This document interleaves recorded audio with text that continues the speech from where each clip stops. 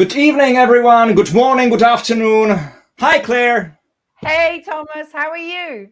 I'm good. I'm fine. How are you Good to there see in you. UK? Yeah, I'm really good in the UK. The weather has been raining all day. And so today I've been decorating, which is great. What about you? I mean, the weather here in Czech is just about the same. Marek, welcome, please, in the studio, and please confirm my words. Has it been raining all day today? Exactly. Yeah, the same here, raining all day. So yeah, the same situation. Anyway, hi Thomas, hi Claire. Good Okay, time. guys. Today we've got a wonderful guest with us, which is Marek Ondracek, and Marek has been an Olympus employee in the past times. He's the very specialist, and he knows everything about our products. This is first important information. So if you want to ask him anything about the products, you can ask him. Obviously, you can ask Claire, you can ask me as well, but Marek knows everything about it as well. But today, Marek is not here as a product manager or a technical specialist. He's here as our OM system ambassador, because since ever, or am I right that since ever you have been shooting landscapes, or has it developed somehow, Marek? The landscape, basically the landscape and the nature is the first thing, and the reason why I even started to take pictures, to do photography. Some people have they like cameras, they like photography, and then they sort of search for the genre, the thing that they would photograph. But for me, it was landscape, and out of it came the need and the passion to take pictures of it. So it's the very very beginning for me. Well, this is really nice because obviously it's an introduction to you, Marek, certainly to our UK audience, because you usually do the streams with Thomas in Czech. And we said, no, come on, we want to see him. We're a big global company now. We want to share your beautiful work among us from the UK. And we've got a whole load of people we've got Florida, we have Germany, we have Moises Sugat, who is our Spanish landscape ambassador. So you've got a big audience out there, and the idea is to show your wonderful work to our customers. So I think it's going to be a really great show, and I'm really looking forward to seeing some of the images that you're going to show us. Absolutely. Actually, speaking of the presentation, we have discussed with Marek in advance how long the presentation is going to be. Because normally when we speak in Czech and the Czech audience is used to it, it's like 2 to 3 hours. But Claire was kind of telling us that English-speaking people are used to maybe to 1 or 1.5 hours. So we'll try to squeeze everything into 1.5 hours. But don't worry, you will see a lot of amazing pictures from Marek. But Marek, first of all, you will not leave from my question, which I always ask every single ambassador who is at the stream. And that is, do you remember your very first picture you have ever taken as a child or as a teenager or as a grown-up? That's a good question. I'm not really sure. Very first picture, I don't know. Maybe my parents, gave me the camera to take a picture with it when I was I don't know, maybe 6 years old or something like that. But I don't remember it. But my first, let's say, intentional picture, I remember my first picture. I was sort of content with, and it was the dandelion. Yeah, dandelion. After it, I don't know how you call it. After it lost the blossom. Yes. And yeah. So you just blow the parachute out of it, and I did it in front of the camera, and just sort of a silly thing, but it sort of worked out. It was my first picture I ever displayed somewhere on the internet, something like that. So displaying with it. Great. But then from this question, I would like to show everyone your pages, because if you are interested in Marek's pictures, obviously, just go to what I'm showing on the screen right now, which is markusnakus.cz/en, because his webpage is not only in Czech, but it's also in English. and you will see amazing images. Some of those images we will see today during the presentation. Marek, obviously, you will comment on the pictures.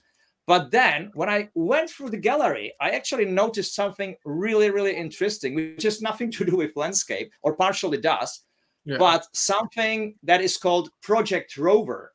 And when I saw just the name of it, I was like, what rover? Is it like a Land Rover or a car? Yeah. But then I went to this, and these are a couple of amazing pictures, which totally reminds me Lord of Rings. Tell me, what is it about? Yeah, it's very much about it. But I'm a huge Lord of the Rings and fantasy generates of fan. So maybe it's even as it's affection on my photography.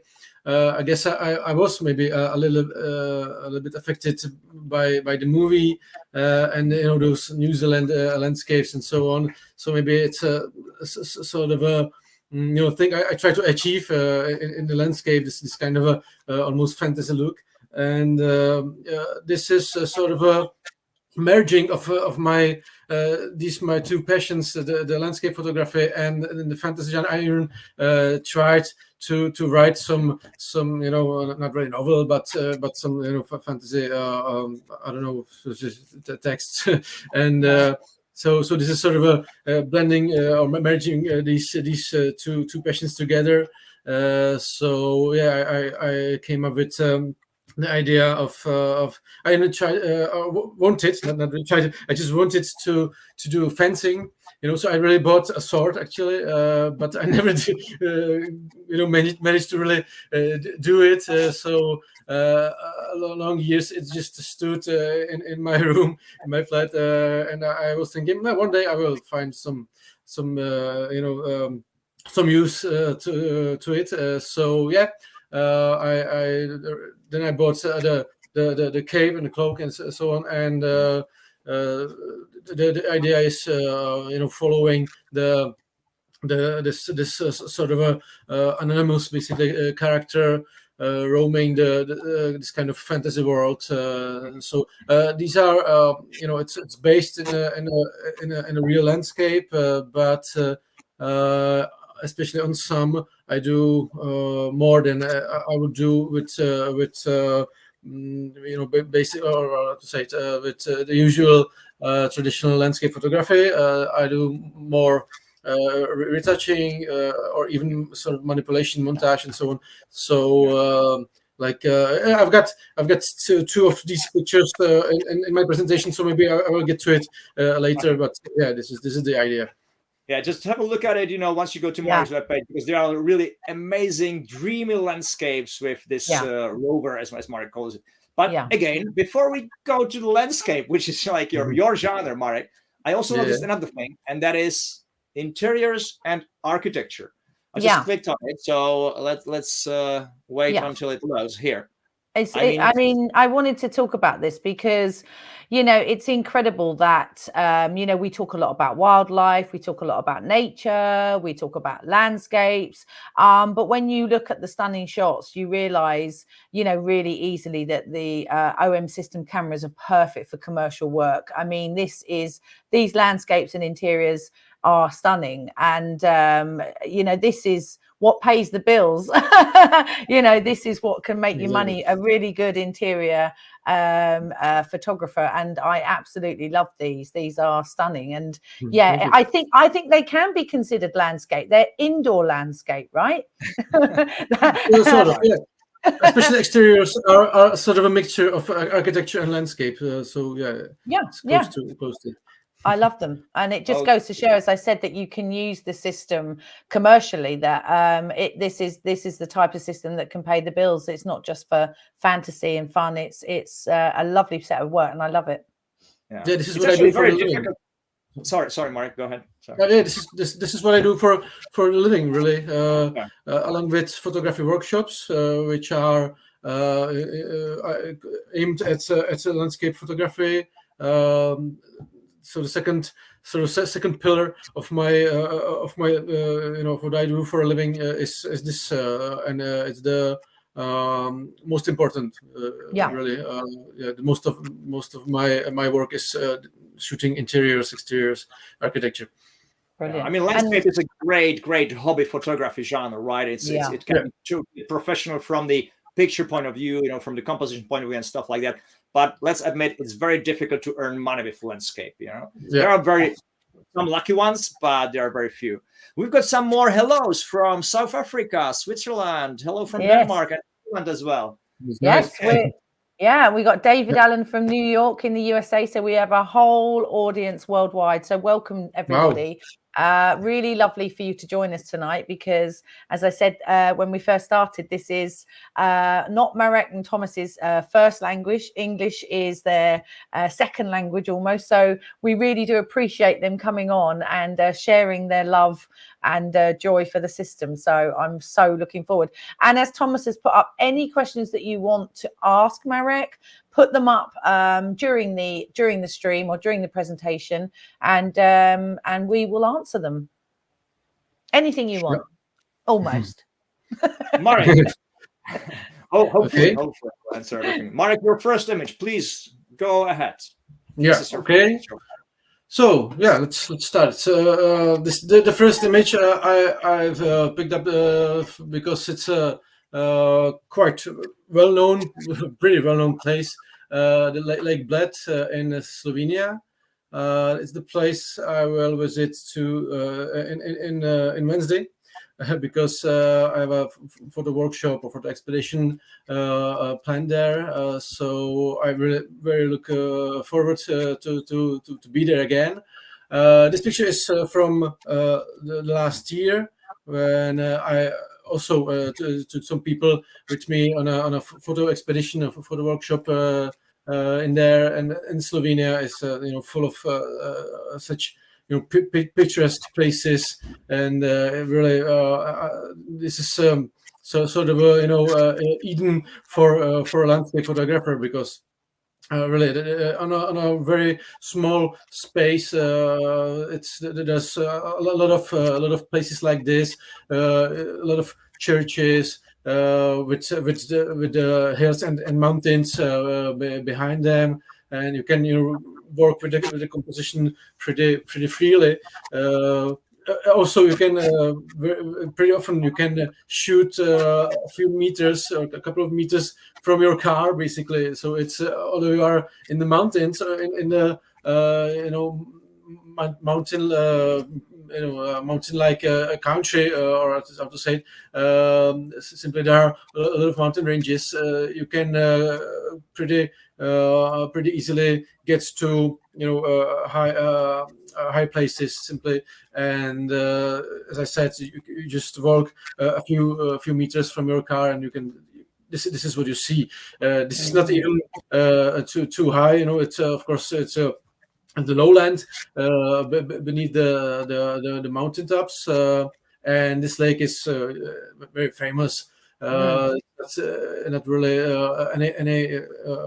anyhow original place, but it works simply. These places are. I'm telling it because this is what I still do most of the time. That I go to places that are quite well known. I'm still not saturated with them. I still like to take pictures on these kind of places. Although I know it's, of course, the internet is full of it. Social networks are full of it. But still, I believe you can find some a little bit different view angles, and of course the conditions are always changing and so on. So you can always see it in a different light, literally. And this one is I was not really sure whether to take this specific composition or not, because most of the time I think when you get branches or any kind of framing just on the one side, like on the left or right side, it doesn't really work. I think it's better to have it all around, or just the top line or bottom line, or bottom corners and so on. But this time I think it worked quite well, because the branches are obviously come on, no, without leaves simply, and I don't know what's the right word. Yeah, leafless.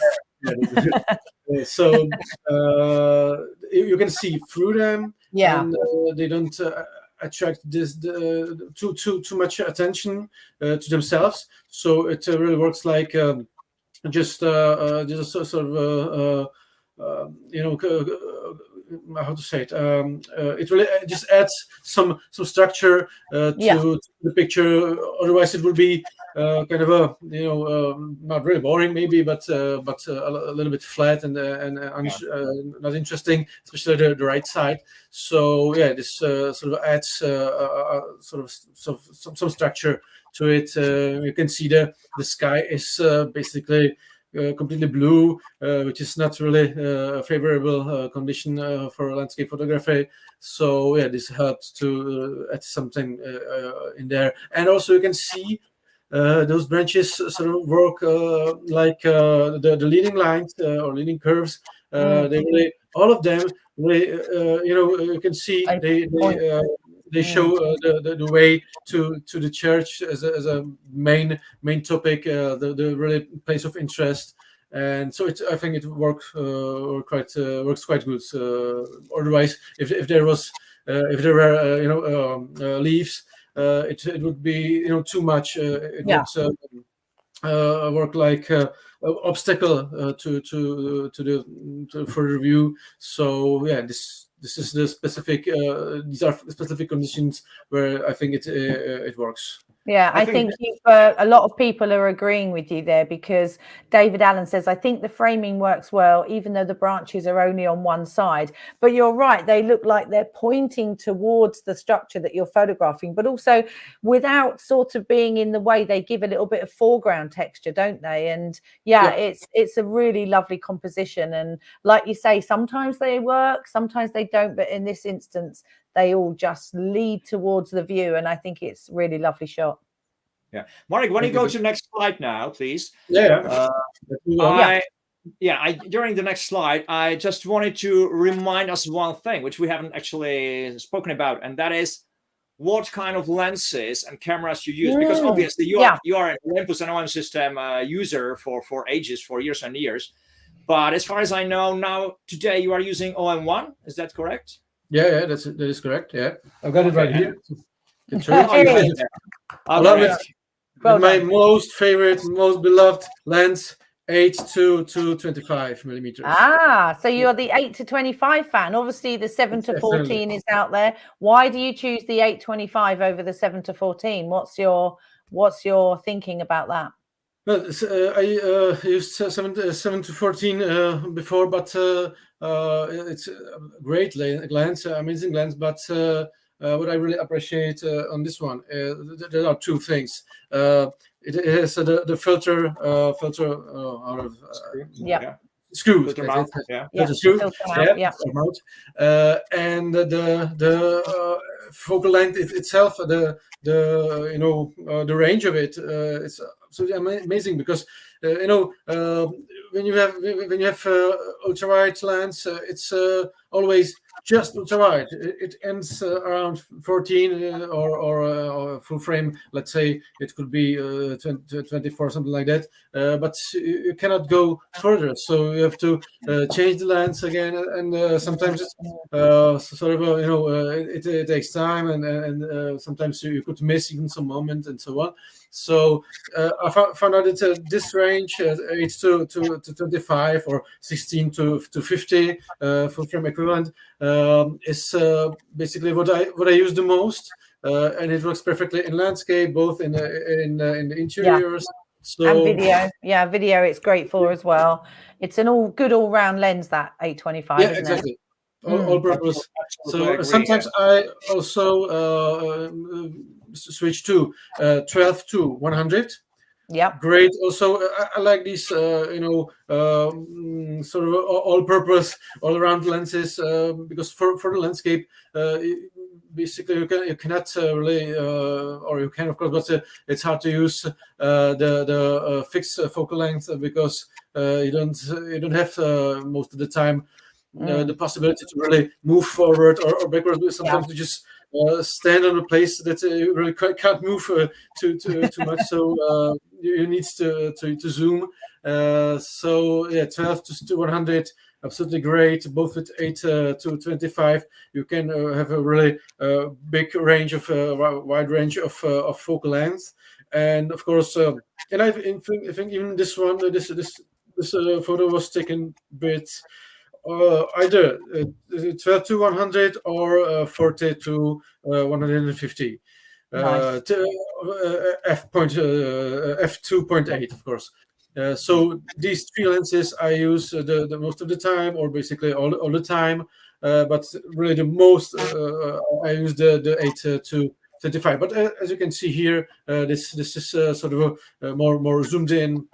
And I'm not really sure now, I must say. I think it was 12 to 100, but maybe it was even 40 to 150. Sometimes I use it as well. And there are more photos taken with this telelens. So telelenses are as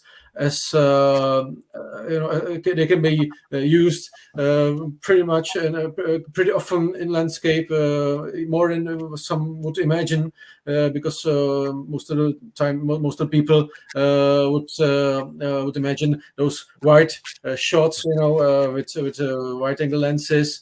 But landscape is quite often about zooming in and this kind of cropping the landscape and working with perspective. So yeah. So where was this? Where was this taken? In what part of the world is this taken, Marek? Yeah, this is Italy, Dolomites. Okay. It's part of the Alps.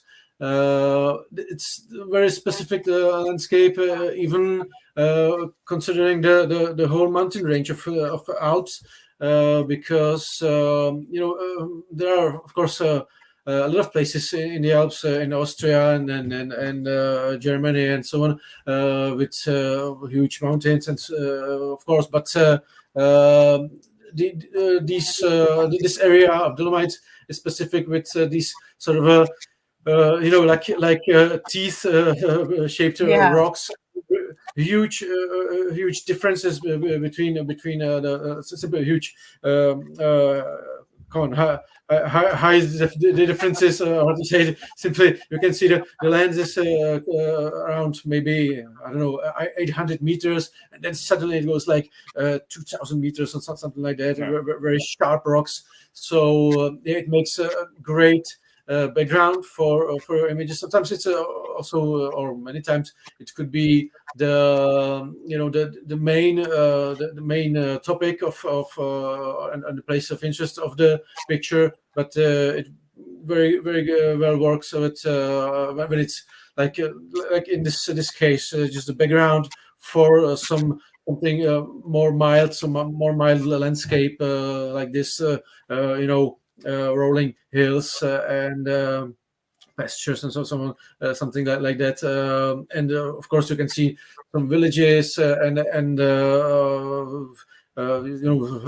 separate houses and so on, and almost on every hill or simply every village has its pictures, church or chapel over there. So there's always something to you can really use for the composition.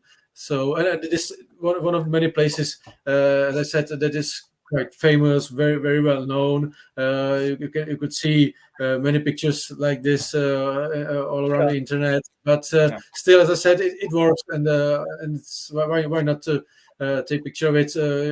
As I said, always the conditions are a little bit different. So it's not. Yeah. Sorry to interrupt you.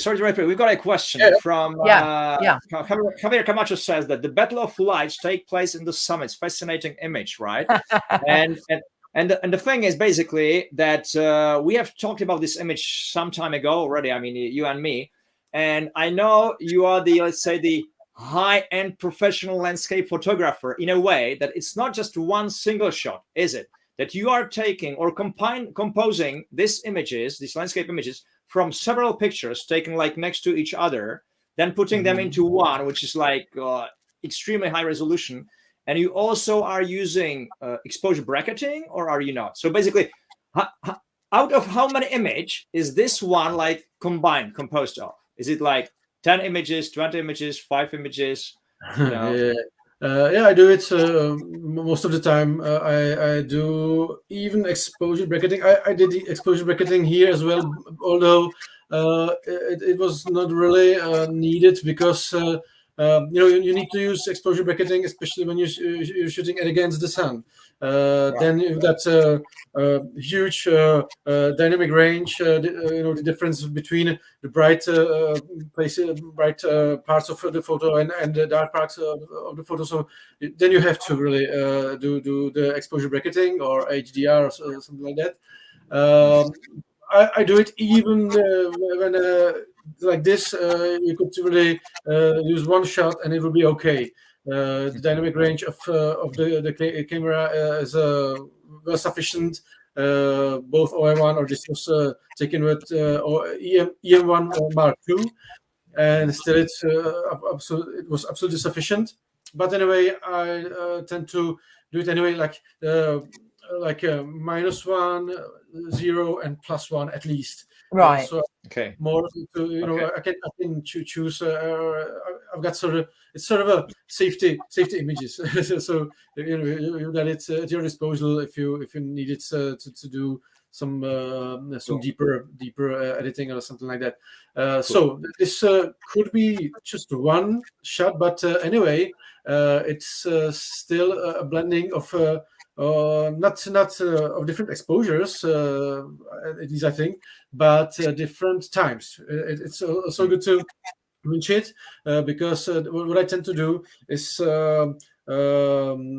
beside the exposure bracketing, I do simply I put the camera on a tripod and I try to be there pretty earlier so I have time to really make my composition and so on, and then just I just wait and observe, and sometimes you can see the light hits the mountaintops in the background, but it doesn't shine there because there's some cloud, there's obstacle. So from one moment you can see the light here. The other moment you can see the light here, but maybe sometimes the light disappears over there. So what I do is each time I see the sun is shining somewhere where it didn't before, I take the picture. So I've got, I could have, I don't know, maybe 20 pictures, and on each the sun would shine on different part, and then I just put them in I work with Photoshop. I just put them as layers above each other, and then I mask them and blend different moments. So I think I just only thing I did was this place. I think when the light was good here, it wasn't very good here. I feel maybe this is one moment, this is another moment, and this third moment. Maybe I did around 20 pictures, but I took 3 and blended them together to make it's a good thing that you can really set it yourself where you want to light, and you're not so dependent on the current situation. I think David Allen has put a really good point there. He says that's great to know that you're actually doing a composite image, because it says it gives me permission to do the same. I'm trying to break my purist habits. The opportunity for more fantastic shots is much greater. And I think it is one of those things. You want the image to be as natural as possible because it's a landscape image. And the way to do that is to take the composite of shots and add them together rather than do a load of change in Photoshop. You're actually just showing what's there, but in three different times. And I think you can spend so much time in Photoshop changing colors and shadows and highlights that actually you end up not really seeing the image as it was. But in this case, all you're doing, it's the same image just at different times. So the light is in a different area. So it is a really great way to enhance your contrast and enhance the detail. So if you haven't tried it, guys out there, worth giving it a go. So that was exposure bracketing 1, +1 and -1, and then the one in the middle, yeah, sort of 3 shots together. I did the -1, 0, +1, but I think I didn't even work with it. I think I stick to it. Oh, maybe just for the the brightest parts of the mountains. But what's important, it was just most of the time just one shot, one exposure, but different times, really. Beautiful. 3 different lightings, I would say, basically, because there are two groups of landscape photographers. Ones which would never publish this image because you cannot see this in one moment in the real world, right? But then there are the other ones which work basically like in the studio, because if you are in the studio, you've got all kinds of lights, which you could use, and you are lighting whatever, an object or a person that you are shooting. And this is exactly the same. You are just creating the outdoor studio, landscape studio, with light, which is the sun. And obviously the sun is moving, clouds are moving. So obviously the light on the country, on the landscape is changing. So this is something that I take as natural. So I would even combine 10 images all together, if the sun lights me different parts of the images the way I want to, I would just compound it together into one great image. And so I have absolutely nothing against this. Yeah, you're getting a lot of love. I don't like when someone really to play too much with the landscape itself. Even so, some people obviously manipulating like taking those mountains and making them higher with sort of smudge tool or something like that in Photoshop. It's manipulation. It's really it's obvious when you do it for some time, do landscape photography for some time, you can see it. If you don't, I think you can see it quite easily, and I think that's too much for me. But the atmospheric conditions like clouds and the light. I don't have a problem with it, and I always say I'm not a reporter. I don't do documentary photography, so for me the result is what matters. I still want to have it as natural as possible, but you can think of it as you really create something. You don't just set up your camera and press the button. You really, if you do it like this, you capture different moments and so on. You can really create something out of something that is natural. So landscape is art photography, unlike reportage photography. But Marek, just one reminder. We are running for more than half an hour, and we have only seen 2 images. Please. Let's get on. You can see, I thought of it as well. So I will try to speed up maybe. Tell us about this image. I like this one very much because it was kind of unexpected. When I went there, it was fog. Absolutely, you couldn't see further than 2 meters or something like that. So I thought to myself, it's no chance, obviously. Then I went somewhere else, and then I went back just when I saw that the focus starting to disappear. So I tried it one more time, and what I didn't expect it was it would look like this, and also this little boat, this I don't know how it's called, really. Just for moving people from one side to another, but. Maybe Claire, you would know. It's just it's just a boat. A boat is fine. Yeah, just a boat.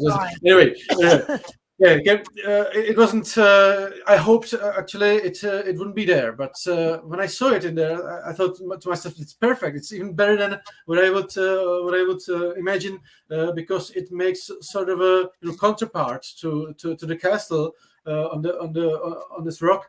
It's in Slovakia. And I like this kind of pictures, or like this kind of photos, because they were even better than I would imagine. So there are not many things I've done. Actually, there were some really horrible pillars, concrete pillars. It was absolutely horrible. I tend to not to really remove, not to over retouch the photos, but this really had to go out.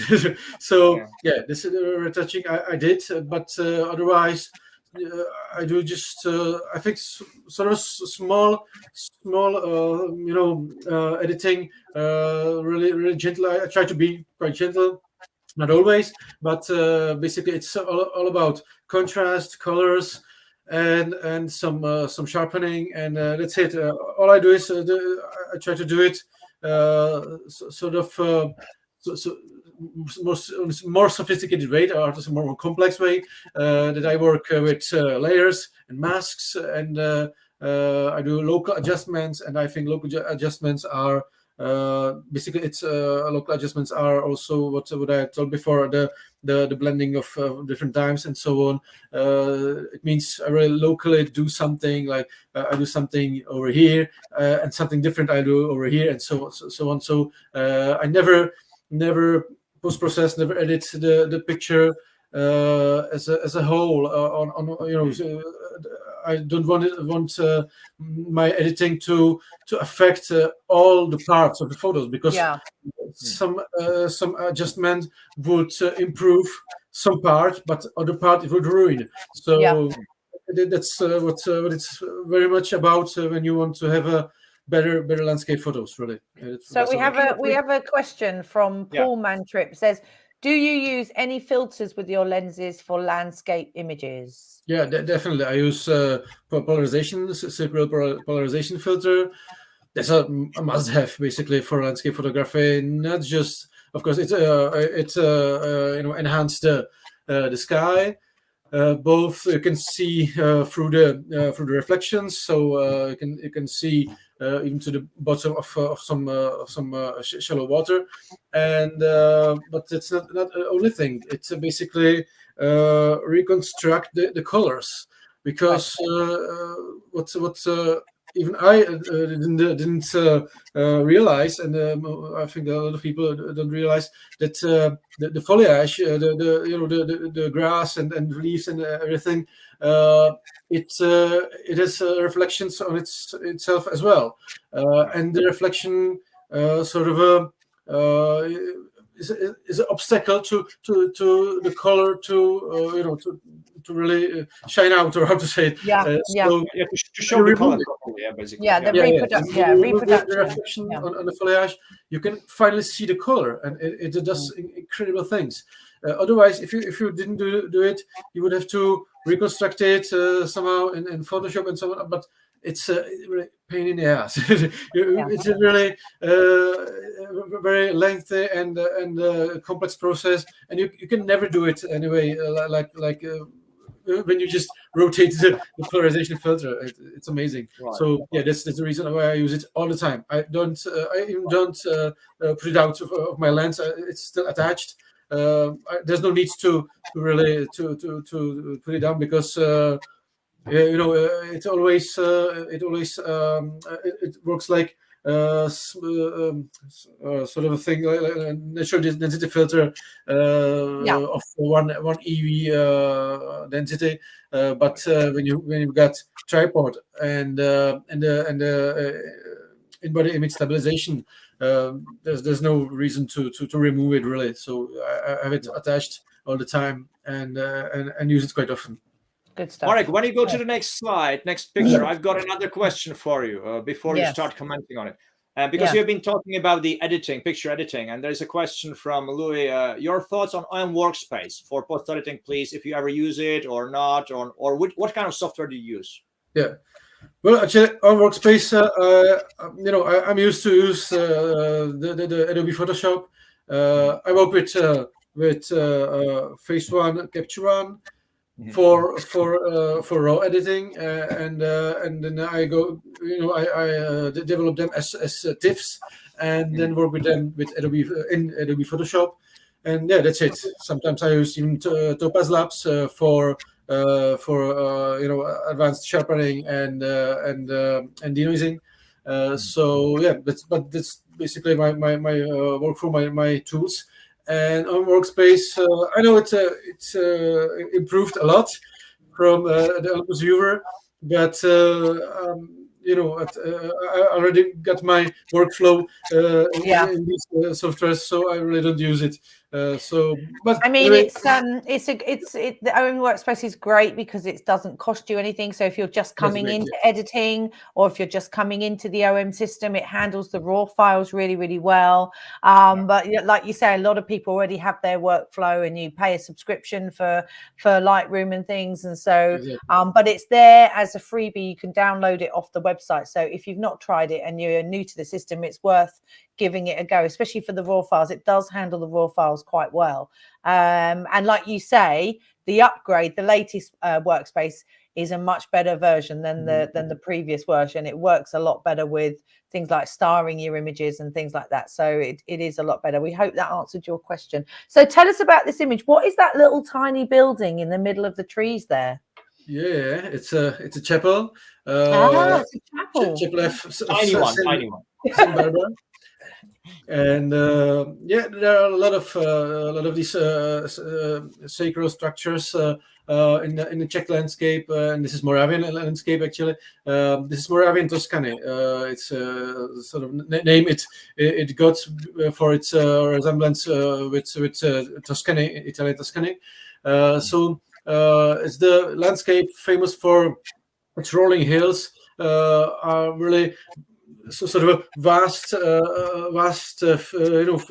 agricultural land full of fields. Really, you can see fields all around you, like wavy shapes and so on. So this is exactly the landscape which we use always. The minimum focal length is, I would say, 200 millimeters. 200 millimeters full frame. So let's say 100 millimeters on Olympus lenses. But I used always 40 to 100, 150 f 2.8. It's the best lens for this kind of landscape. And this is also so Marek, so even this picture was taken with a telelens. It's not a wide-angle lens. Yeah, of course. This is the telelens. You need to really zoom in very much. I think this is even around 150, the maximum. Sometimes you could even use 300 lens, and we were there together. Not here, I think, but close to it. Me and Thomas, we were there, and we used even 300 millimeters lens.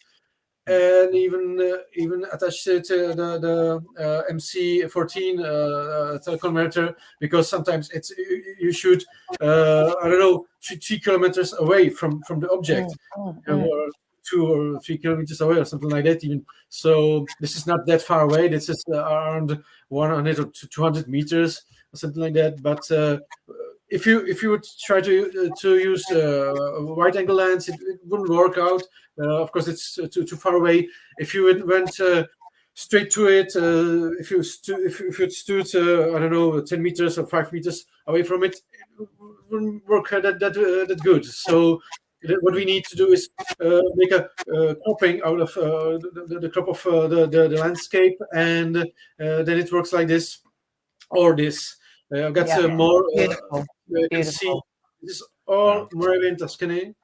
Yeah, and especially this one or this one, all of them are shot with telelens 40 to 150, and then if you just stood there, you would barely notice this is anyhow interesting, especially in a sort of a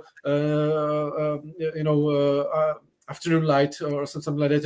When the sun is high, you wouldn't see the shapes that much, but when you're there around the golden hour, it's good to mention the golden hour, because of course it's the time we tend to take pictures in landscape. It's the best time for it because the sun is quite low, and it goes in a sort of a sharp angle to the landscape, and it's sort of a it shows the shapes of the landscape. Now it gains the plasticity, the three-dimensional really, the feeling. So that's how it works. So and then it's one thing, and the other thing is that this hill is not really extra big. It's quite small actually, but when you zoom in, it's suddenly goes up and looks like a tsunami.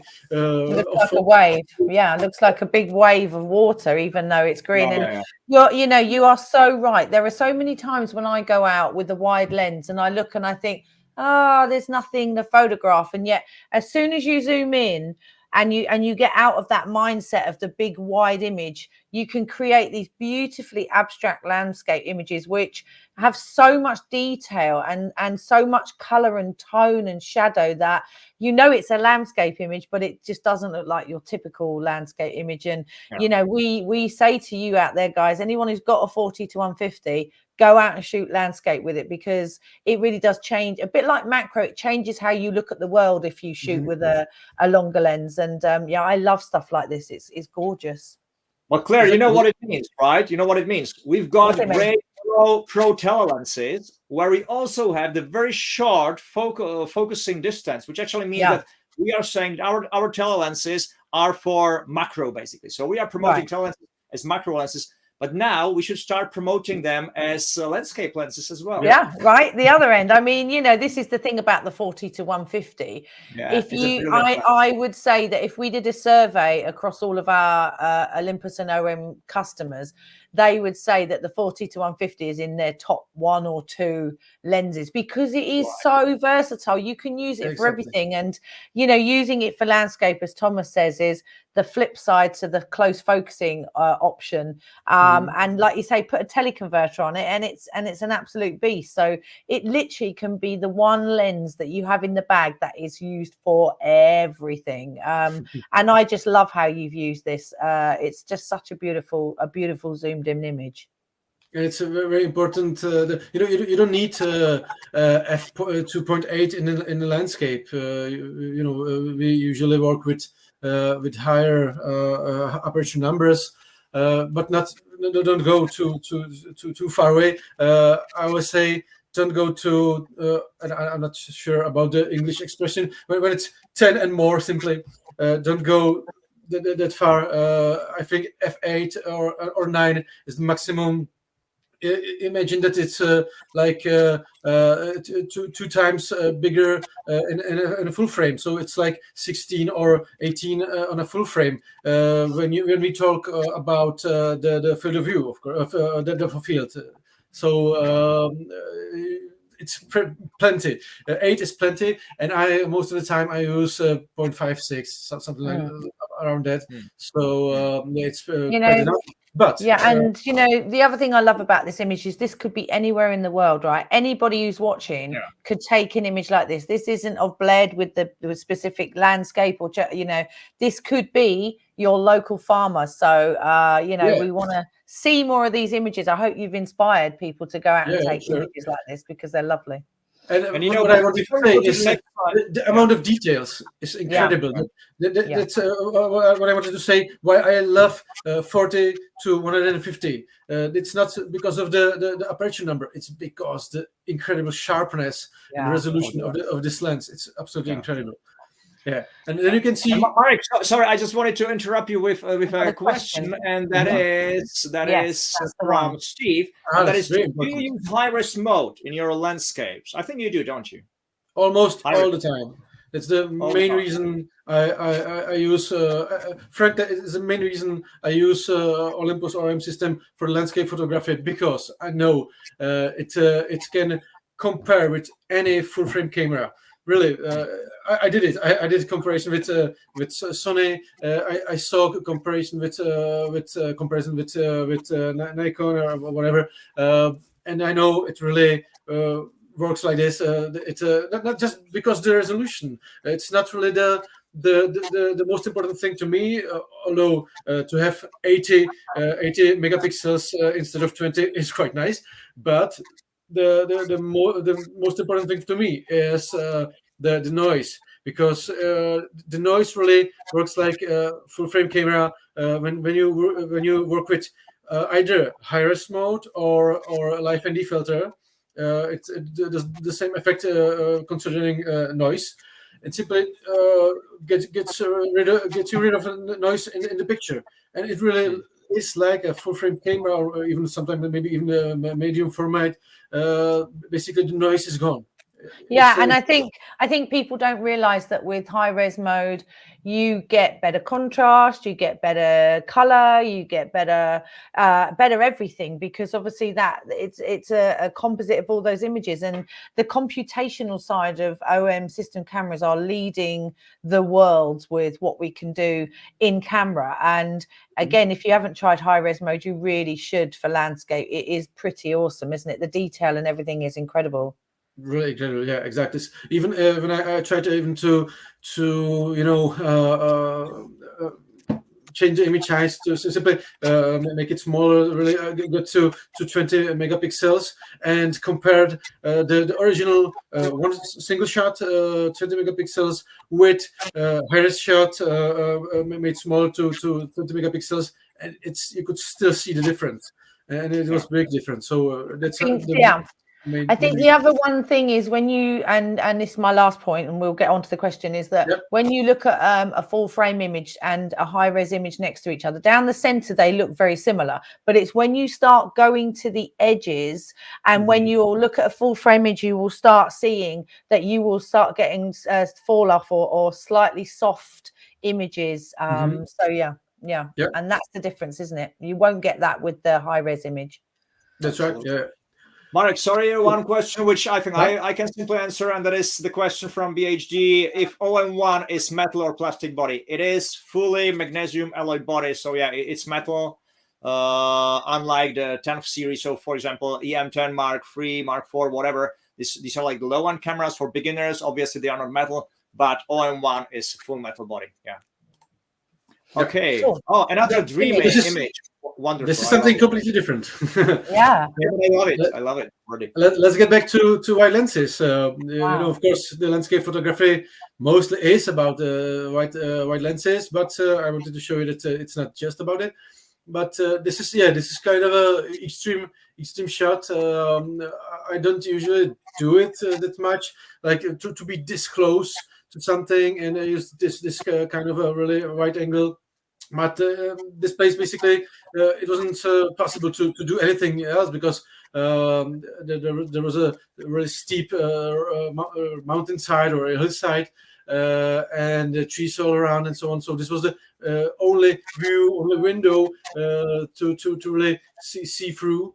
And I even had to retouch some branches over there. There are just a few, so it was not that hard, but I had to work with it because it was really a little bit too much.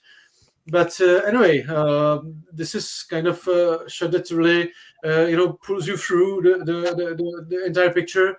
You've got really very close foreground, and obviously the main topic, main area is around here where the sun shines, and you can see the glow on the hillsides and so on. So this one actually was pretty hard for me to edit. I returned back very happy, and I thought this will be a great picture. I'm very satisfied, very content with it. But when I edited it, when I processed it, it was like, well, I had to do 3 versions, I think. I saw one, and I thought to myself, no, this doesn't work really. I tried to edit it somehow different, but I found it out that I cannot do anything with it from the current stage, so I had to really start all over again. And this is exactly the situation when I used the different moments and blended them together, and that was the reason what I battled with, because my first version was with sun was hitting this forest, this mountainside or hillside, and it didn't work out because there are simply too many things. You can see it very complex photo. To me, it's simply the edge of what is still possible to squeeze in one picture. So I think now it quite works. I had to do some really some serious adjustments, but yeah, I think it works. There's some foreground, which sort of works like you can jump from here further to the picture, and the main area should be here, and you can see the also sort of framing with bare branches, and yeah, I think it works quite good, like in the picture of Bled Lake. So this one, Mark, is a combination of pictures or different timings, let's say, with the light. But did you also use exposure bracketing for this? In this case, I definitely did. I think especially this part of the sky and the land, it was too bright, really. Yeah. So I don't know how many pictures, but definitely in such situations, I really do. Most of the times I go -2, -1, 0, +1, +2. Sometimes even far away to the minus. I mean, let's say all the way around. +2, +1, 0, -1, -2. Sometimes even -3, 4, because of the sun. If the sun is in the frame, you really have to go a little bit further to the negative exposures. Yeah, Marek, I've got good news for you. I've got good news for you, because Marsha is saying, "Can we have Marek back? I want to see more."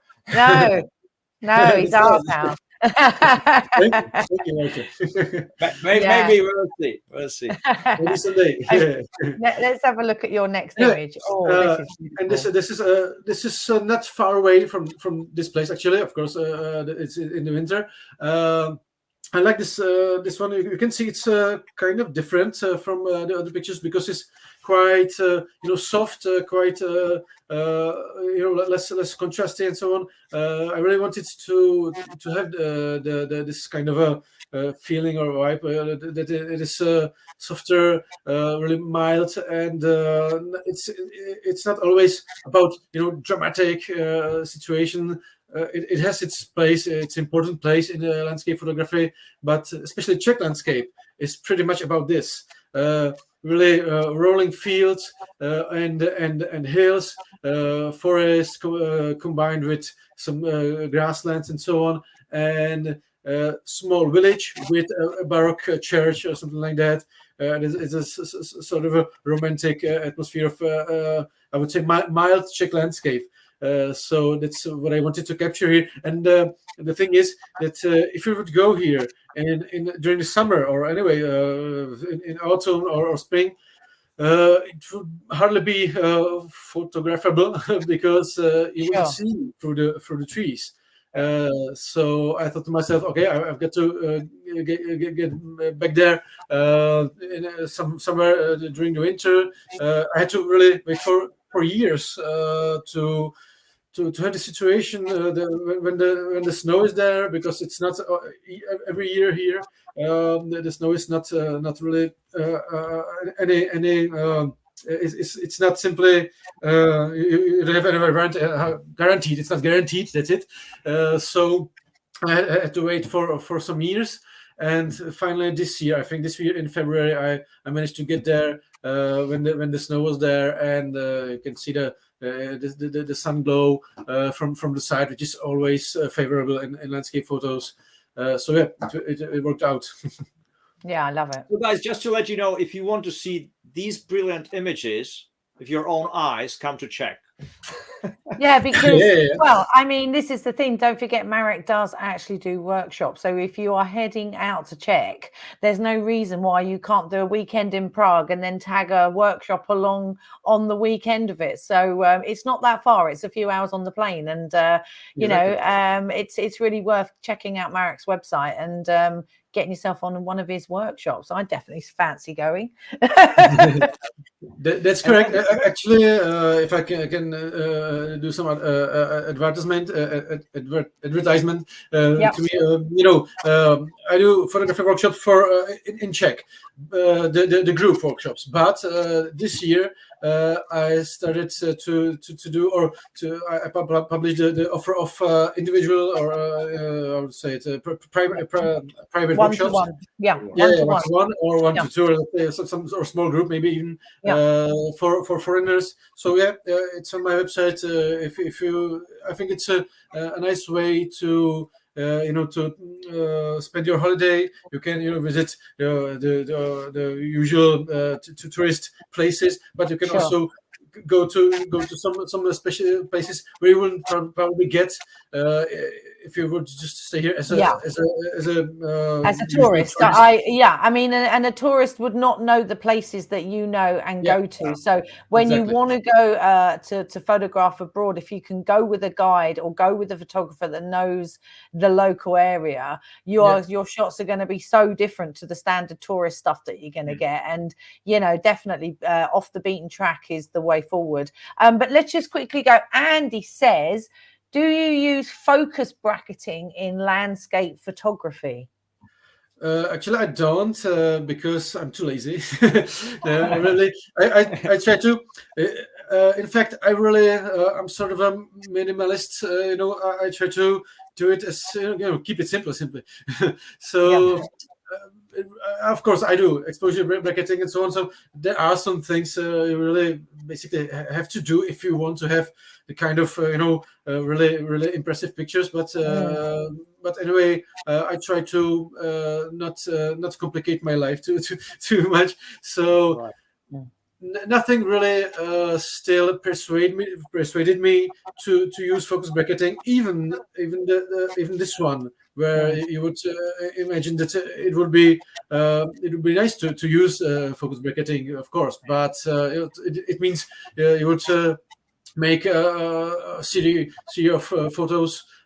Each one would be focused on different part of the screen of the scene, and then you would have to blend it or manually or on some software. But I think this was not focus bracketing either. So what I usually do, I try to focus on a hyperfocal distance. Usually it's around the bottom third of the scene, somewhere around here. Where if you see the mouse, like this. The bottom third of the scene, but not always, of course. If I would do it here, I would focus somewhere around here, and it would be really too close to the lens. So in this case, I think I focused on this rock, or maybe even this tree, and I think one of these rocks, and that's all. And it means.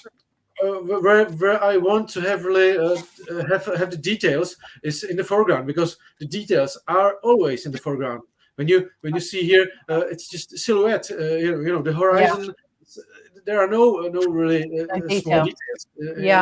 Details. So you need to have those details in here in the foreground. So I always focus more on the foreground, and whether this is brutally sharp or not, I don't really care. So I really don't care about what is happening here regarding the focus, the sharpness, and important is the foreground. And this way I do all my pictures, and nothing really persuaded me still to do it any other way.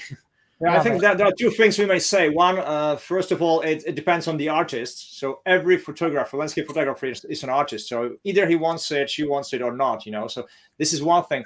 And the second one is that basically this is one of the greatest advantages of Micro Four Thirds standard. Of the sensor size, because we basically, for the macro photography, for the landscape photography, architecture photography, all these kind of genres, where you can have, but don't necessarily need to have, big depth of field. I mean, this is what you can play with very easily. So the depth of field is much bigger with this type of sensor than with the full frame. There you would definitely need to use the focus bracketing, but not with Micro Four Thirds standards. Obviously, it is possible to use it. And I would say that if I was choosing genres where I would use it, obviously doing macro, and then probably architecture photography, because there it's slightly different, because you need everything to be sharp, perfectly sharp, when you're shooting buildings, but not in the countryside. I mean, it's the tiny little blur on the back side of the picture doesn't really matter, doesn't hurt. Yeah, exactly. And sometimes, as you said, most of the time I use aperture around 5.6 because I know, each lens has its sort of golden window. It's called, I think, in English as well. That simply the area where it has the best performance. The pictures, the small details are the best shown and so on. So just the optical performance simply. So I think around 5 or 4 to let's say 6.3 or 7.1 is the best performance. You can also go a little bit further, but then watch out for the optical diffraction because it ruins your photos. So as I said, don't go behind f10 and so on. So what I do is usually I use 5.6 or something like that, and when I know it will be like this, a very very big space, really.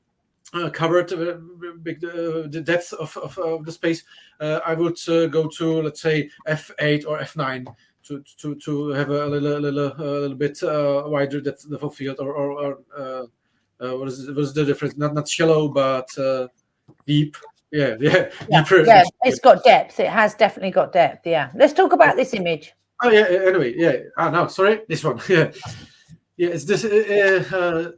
All of these, this one and this one, it's central Bohemian uplands. It's the my landscape of my heart because I used to go there since I was a child, so I know it quite well, and I love it still, and I still can find the different each time the different point of view and so on.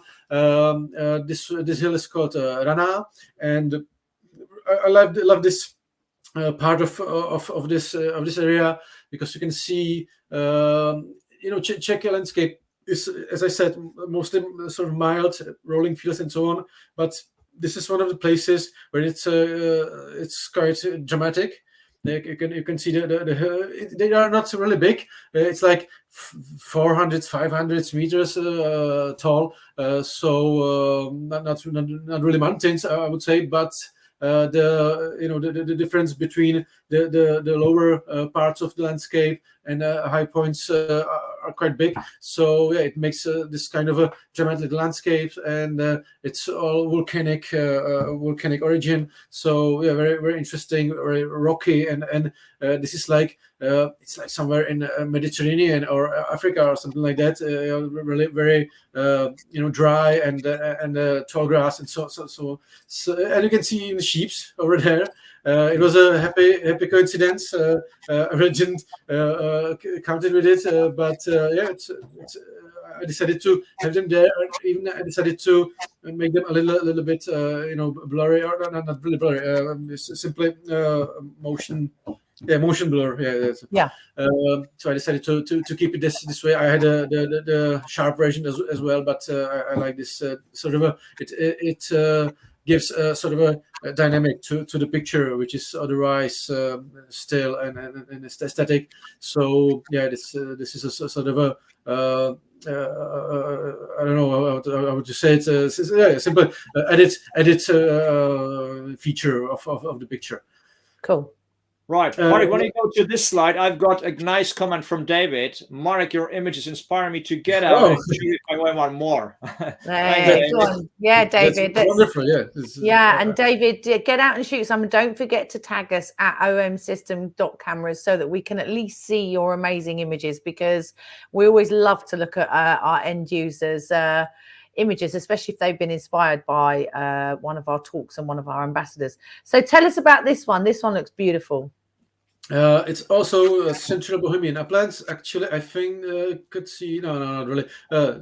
This mountain is somewhere behind this mountain, but this is the other side. It's shot from the east. This is shot from the west. This is from the east, and another wonderful place, very well known in Czech Republic. The thing is, with this picture, I wanted to make wide shot, but landscape oriented, typical landscape oriented shot. But before I stood just beside this rock, and I just prepared my tripod and everything, and some other photographer just popped up and said hi, and just took my spot, you know. His tripod there, and I was like, well, hi, but this was my intended spot. But anyway, first I tried to go just beside him, but then I decided that this doesn't work, and this was not my intention, my original intention. But then I thought to myself, maybe portrait oriented would be better, and so that's why I say portrait oriented landscape picture is really no problem. Sometimes it can work even better than landscape oriented. Yeah. So that's why I like this picture as well. As I said before, it's sort of a surprise. I wasn't expected it, and I had to improvise. Really, that's a nice element of it. And actually, I thought to myself later that I should thank to the photographer, because otherwise I would just take sort of traditional. Well, you would have. Yeah, you would have taken the same shot as him, right? That's the thing, isn't it? You know, so you're like, I don't want the same shot. I want to try and work and get something a bit different here. Exactly, and otherwise I probably wouldn't do it. So I was really happy that he basically made me to think about it more and try to find a different composition, and I think it worked out well. So yeah, that's why I like this this picture. That's why I show it. Yeah, this is Dolomites again. This is something that's really typical to me. As you could see, I don't do night shots and star trace and Milky Way, anything like that. Basically, I can say before I would want to do it, it got so popular and so widespread in the internet and so on that you can see it all around, Milky Way and star traces. Nothing against it, but it's simply it really didn't inspire me to do even more of those, because I think there are a lot of those already. But yeah, this is an exception, but it's quite simple. It's a trecime in Dolomites. It's a sort of a symbol, really. This specific specific mountaintop, and yeah, this is sort of a blend of the sunset. You can see the rest of the sunset colors over there, and the night blue hour picture, and. The sky is a composition of two moments from two places, basically, because I wanted to really wait there for the stars, but it was shot around 1st July or something like that. It was summer, and during the day it was 35 degrees Celsius. It was quite warm, no problem. And I expected that it would be much colder there, so of course I had some jacket and something like that, but it was not enough, really. The temperature went down to maybe 5, I don't know, 10 or maybe 5 degrees Celsius. So after some times I was really like this. I decided, screw it. I go to the parking lot, because right over there, just below the top of this mountain, is a big parking lot. With my car was there, and so I decided to go to my car, warm up a little bit, and then I just shot the stars from the parking lot just beside my car. Yeah, and then I blended it to the picture. So it's just maybe 20 minutes difference, and a slightly different location. But yeah, that's how it's done sometimes. Not just with me, but I think most of the really those famous landscape photographers do it. So it's not nothing. You can do it. You can don't be shy to do it. So, Marek, David has asked, it's amazing how you captured the range of light in this image, and you can see light sort of captured on the front there, even though the sun is going down. And this is the difference between having 2 or 3 shots and then compositing them together, right? Exactly. Yeah. You can see some of the colors of the sunset on these rocks. So yeah, you have to be really careful anyway with with this kind of blending and compositions, because the moments shouldn't be too far away from each other. Right, yes, because then it would look really weird, wouldn't it? Because if the sun is down and then you've got light coming in from the left, that's going to look really weird. Exactly. So you got to be quite careful not to overdo it. Right, okay. Exactly, yeah.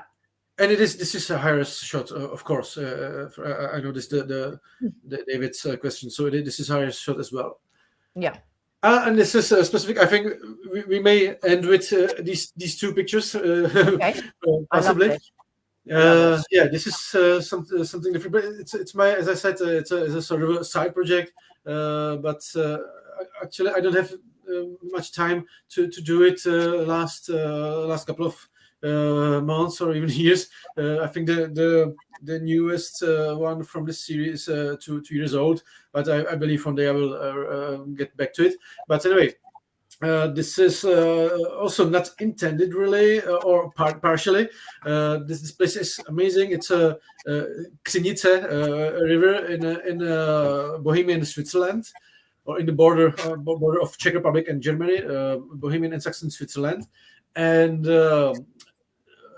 actually, the mist wasn't there. It's I needed to say this is Photoshop.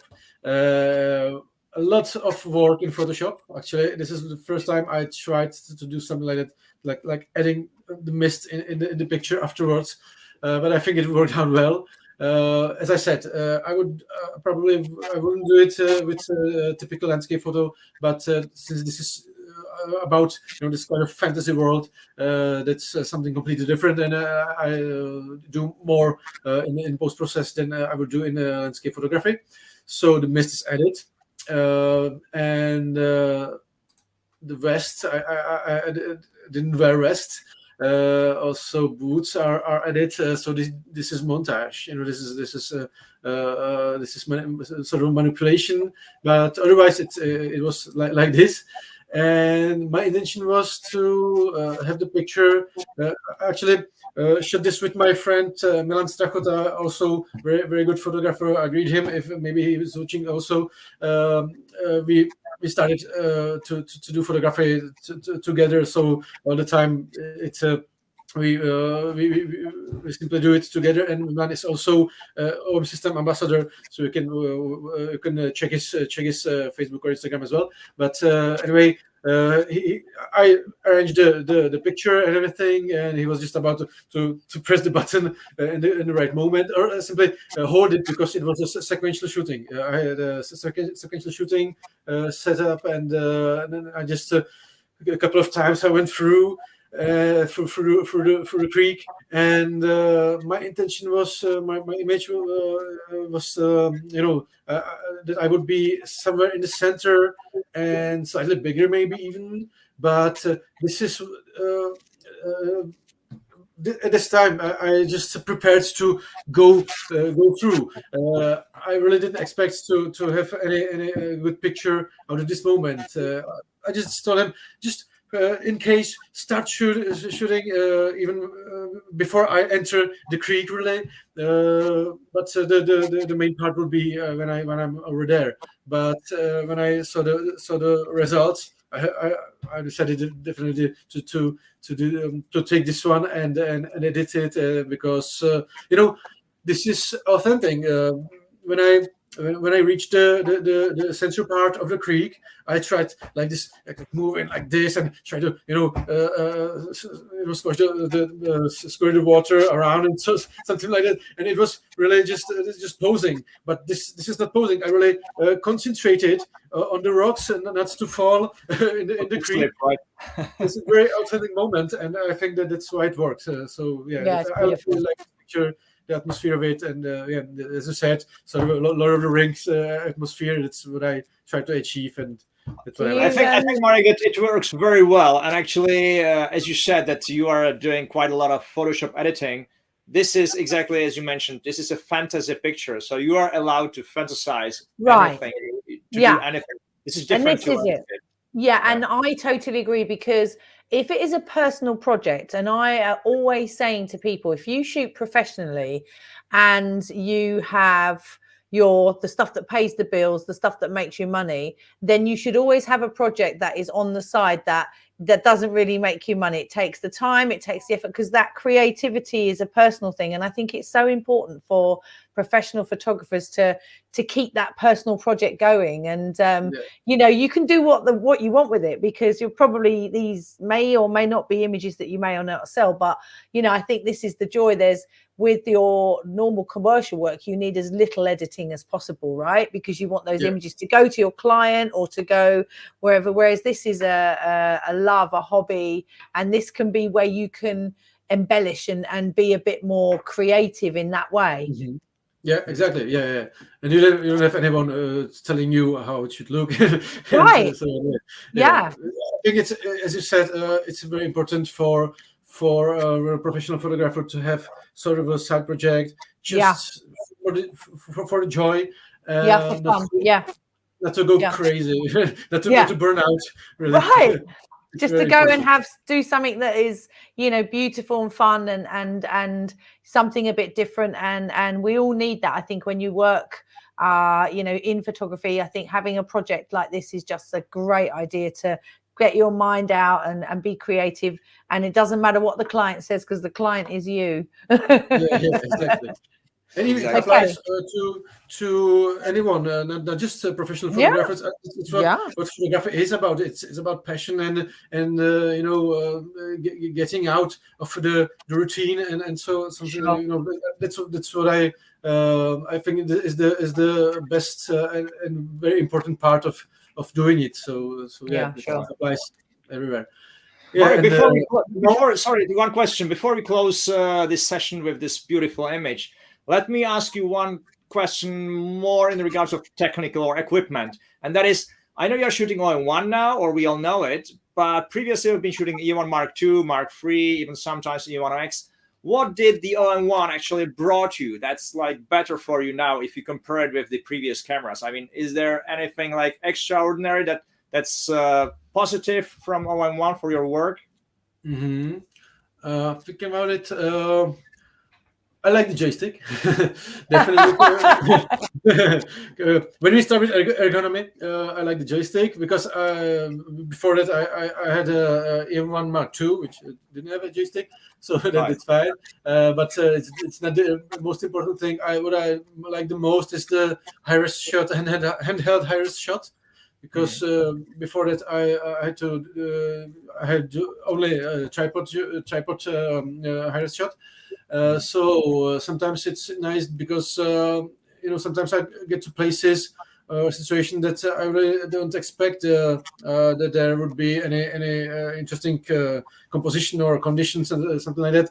And sometimes it is, and I don't have my tripod with me all the time. So sometimes it's nice to have the possibility, the option to use handheld high-res shot and get something out of it, really. So that's very important for me. Also, I very like live ND filter. It's great. I use it even for my architecture photography.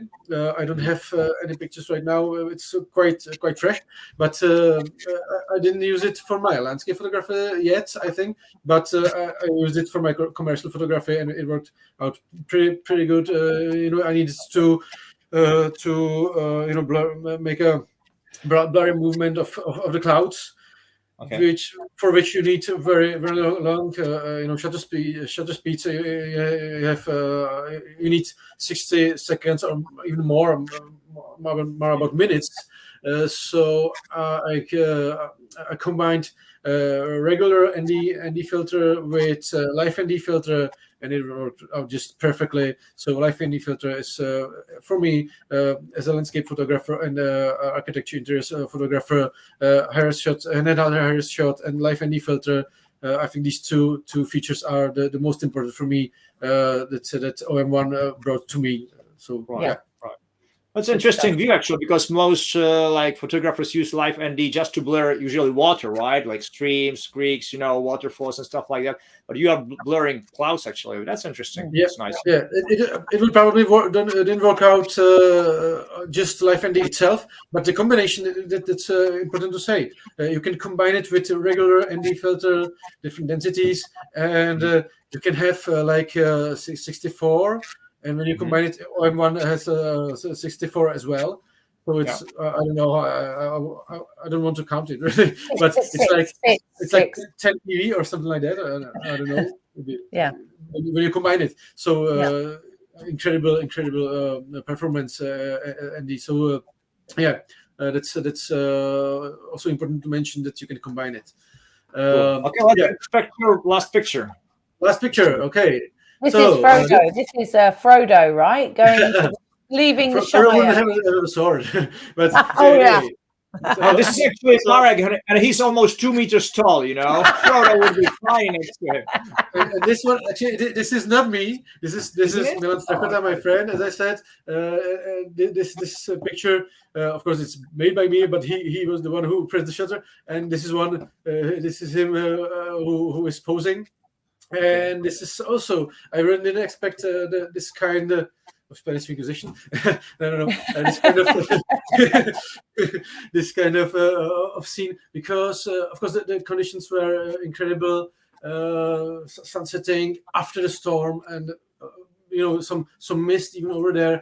Great. Berounka River. It's the central part of Czech Republic, and I wanted to take the picture, but I didn't think about it, about this framing. I just first picture I did was just the sky, and then I thought maybe I could go a little bit further away, and then suddenly those branches got there, and I thought to myself, that's even better. That's great, and it works like you see the curvy, sort of a bending of the branch, so it perfectly frames this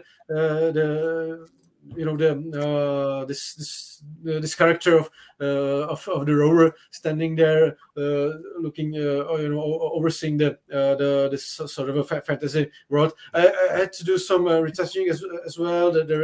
I think there was some. This is actually some castle ruin. So it's nice to have it there. But there was also some building, some house somewhere around there. I'm not sure where. So I had to put it away and retouch it, clone it. You use simply clone stamp most of the times, and it works perfectly. So, I've got a question for you before from myself.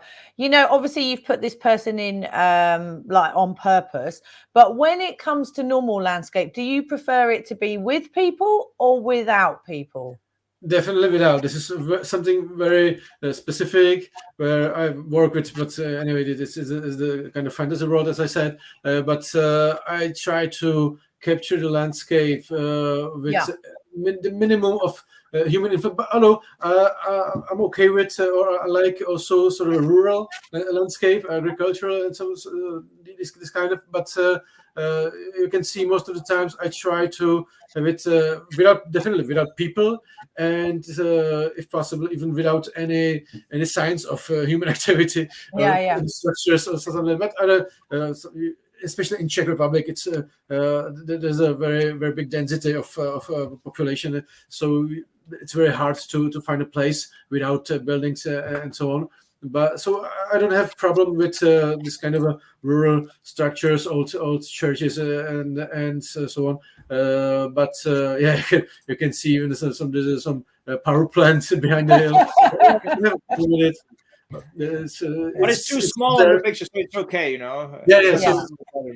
As long as it's quite small, I don't have problem with it. So you can see. Usually, I try to have it sort of clear. I try to capture the wilderness, or the wild element of the nature. And I bet this was shot with a 40 to 150 as well, though, right? Which one? I bet this one. No, the last one. This one. Yeah. This is 7 to 14.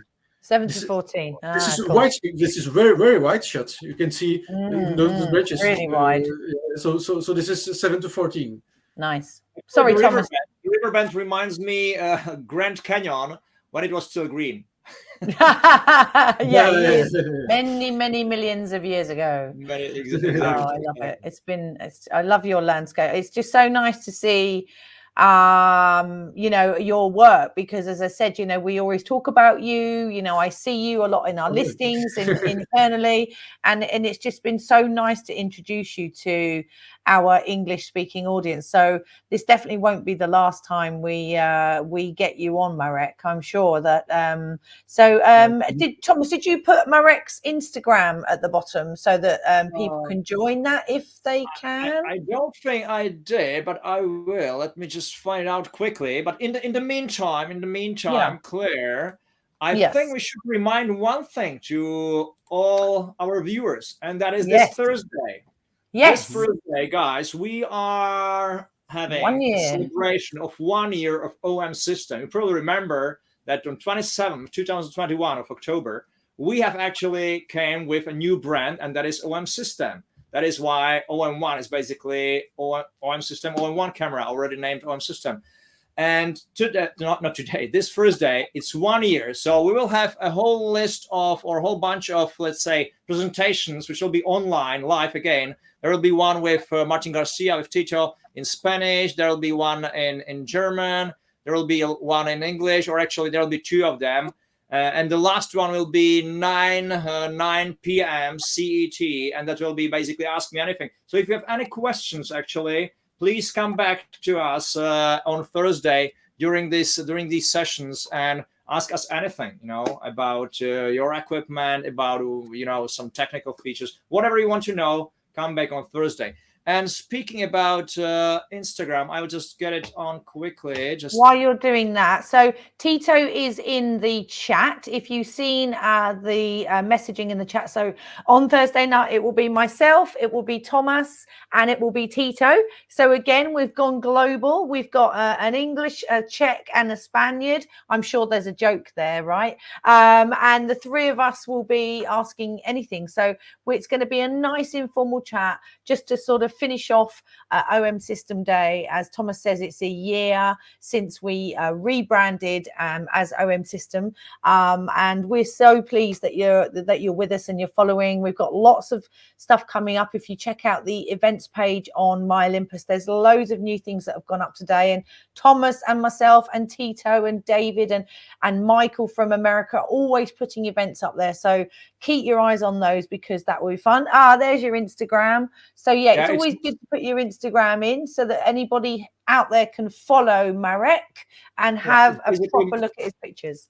Yeah, it's Markus Nakus, basically the same as the web page, Markus Nakus. Perfect. As and the same on the Facebook as well. Yeah. Brilliant stuff. And just Marek, sorry, just one comment. I can see the old EM1 information. Yeah. You are only shooting OM1, okay? So please correct.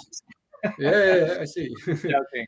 Yeah, I mean, we are very happy actually to have you on board as an ambassador, because I mean, your images are stunning, as you can see them also on the Instagram. Yeah. And also, even those, this is not a landscape. I would call it, as Claire calls it, city landscapes. I mean, they are amazing as well. So please look at markusnakus.cz/en or Markus Nakus at Instagram. All these brilliant, wonderful images all have been shot by Marek on either Olympus or newly on OM System cameras. Yeah, and if you're in the Czech Republic and you've got a trip planned, get in touch with Marek. He does one-to-ones and workshops, and maybe you'll see a side of Czech that you have never seen before. So I'm assuming we're winding it up now. I mean, from my side, I just want to say thank you so much to both of you for doing this in English for me, and for letting our guys see you and see your images, and just to share your work. It's been an amazing experience for me. Thank you so much. Thank you too, Marek and Claire. Thank you all. And thank you all who are still watching us. And obviously, if you didn't catch up from the very beginning, it's going to be recorded on YouTube. So after a couple of minutes, once we turn it off, I mean, you will be able to watch it all over again, and you can watch it many times if you want to.